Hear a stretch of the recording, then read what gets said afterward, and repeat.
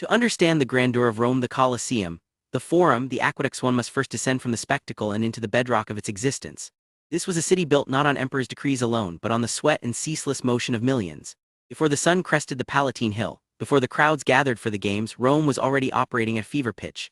The morning air, thick with dust, wood smoke, and competing scents, belonged to the laborers. From the baker's oven, where loaves were pulled hot and heavy, to the porters hauling massive crates through narrow vicus streets, these men were the city's unseen infrastructure. Their lives dictated the rhythm of the day. Their labor was not a prelude to glory, but the very engine that kept Rome breathing. It is in these mundane routines, this relentless cycle of necessity, that we find the true pulse of imperial life. The clatter of wooden wheels on cobblestones, the shouts of vendors, and the rhythmic hammering from nearby workshops defined this early symphony. These were the essential gears turning Rome's massive machine, making life possible before a single spectator arrived. We enter now into the heart of that industry, the artisan's workshop. Here necessity is transformed by specialized skill. Take, for example, the production of an amphora, the ubiquitous vessel designed to transport everything from olive oil to wine. The process begins not with fire but with careful selection, local clay mixed and kneaded until it achieves a perfect plasticity. Skilled potters would then throw these forms on the wheel, their hands guiding the raw earth into symmetrical curves. This was an engineering feat of daily life. Once dried, the vessels were fired in massive kilns, requiring precise temperature control to ensure they could withstand the rigors of transport and time. The finished amphora was not merely a container. It was a standardized unit of trade, connecting distant harvests to urban tables. Through this labor, the craftsman didn't just make pottery. He facilitated the entire Roman economy. The final touches, the sealing marks and painted bands, identified its origin and contents. These vessels traveled along Roman roads and sea lanes, a silent testament to Mediterranean commerce, linking every corner of the empire. The journey culminated in the Macelum *, the central marketplace, a sprawling labyrinth where goods met people. Here the abstract concept of wealth became intensely physical: bales of Syrian silk, crates of Iberian olive oil, and baskets overflowing with local produce. The sheer volume of commerce required a sophisticated logistical network. Goods arriving from distant ports were systematically moved inland, often through specialized depots before reaching their final stalls. This process was not simply dumping goods. It involved complex sorting, weighing, and grading. Merchants acted as vital intermediaries, facilitating exchanges that ranged far beyond simple bartering. While raw commodities might be exchanged for labor or foodstuffs, the widespread adoption of coinage stabilized transactions. The careful handling of currency, the interaction between a merchant, a vendor, and the coin itself was central to Roman economic life, demonstrating an intricate system of trust and exchange built upon standardized value. These transactions were overseen by specialized guilds and market officials who ensured fairness and regulated weights.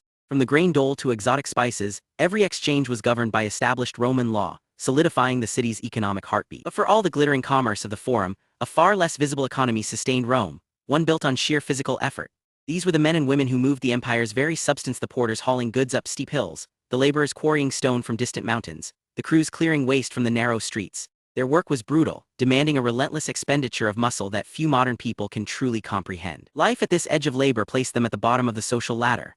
They were essential, yet largely invisible to the polished world of the elite. While senators debated philosophy and patricians hosted lavish banquets, these workers faced grueling hours, precarious pay, and constant exposure to danger. Their existence was a stark contrast to the comfortable leisure enjoyed by those who owned the means of production, illustrating a profound social stratification that underpinned the entire Roman machine. Their meager dwellings clustered in cramped insulae, perpetually shadowed by the grand structures they helped build. This stark reality defined their lives, a cycle of toil, survival, and marginalization within the heart of civilization. The foundation of this city's life, the daily breath that fueled millions, was often found in its most humble commodity: grain.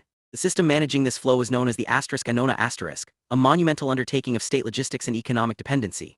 From distant ports, massive shipments of wheat arrived, forming the initial stage of a complex supply chain. These grains were meticulously inspected, weighed, and then funneled into vast public granaries, or *Korea*. Here, the raw potential of the harvest was stored, awaiting distribution to feed both the masses and the military. The journey continued from storage silos to the baker's workshop. Skilled tradesmen armed with simple tools and local knowledge transformed this staple commodity through fire and labor. This process wasn't merely commerce, it was a critical act of state management, ensuring that even in times of crisis, the basic sustenance, the very bread of life, remained accessible to the citizen. The final distribution point was often near public forums, where subsidized bread rations were dispensed. This visible flow reinforced imperial authority, making the baker's stall as much a political spectacle as an economic necessity. Yet when we map this economy of labor, we must acknowledge that the lines drawn by law and custom were often porous. The contributions of women tradesmen, while frequently relegated to the margins of historical record, were vital threads in the immense tapestry of Roman life. From the bustling laundries near public baths to the quiet workshops weaving fine textiles, female enterprise was widespread. These women did not operate outside the system, rather, they navigated it through kinship and specialized guilds. Many ran family businesses, passing down skills be it dyeing fabrics or preparing cosmetics across generations. While certain professions remained strictly male domains, economic activity involving women ranged from managing small shops to operating sophisticated workshops. Their labor was a foundational pillar of urban life, demonstrating an entrepreneurial spirit that underpinned the very fabric of Roman daily existence. For instance, we find records of female bakers managing pastrina and soap makers operating small-scale workshops. These examples prove that economic participation was deeply ingrained. Their resilience ensured that even in times of upheaval, the essential rhythms of Roman commerce continued. But what happened when the rhythm faltered? When plague swept through the crowded streets or political instability choked the forum, did this daily life simply cease? The evidence suggests not. While imperial decrees might crumble and legions might march in disarray, the fundamental need for bread, soap, and sturdy tools persisted. Tradesmen proved to be anchors of local stability. Their workshops became miniature centers of resilience. When central authority faltered, neighborhood support networks, the collegia or guild structures stepped up. These groups provided not just mutual aid, but a crucial framework for maintaining supply chains and labor continuity. They ensured that even amidst the chaos of epidemic or economic downturn, local economies found ways to adapt, relying on deep community bonds rather than distant imperial mandates. This localized persistence was key to Rome's enduring spirit. For example, during outbreaks like the Antonine Plague, records show bakers prioritizing local grain stores over imperial requisitions. Similarly, artisans maintained trade by specializing in essential repairs from water mills to household plumbing.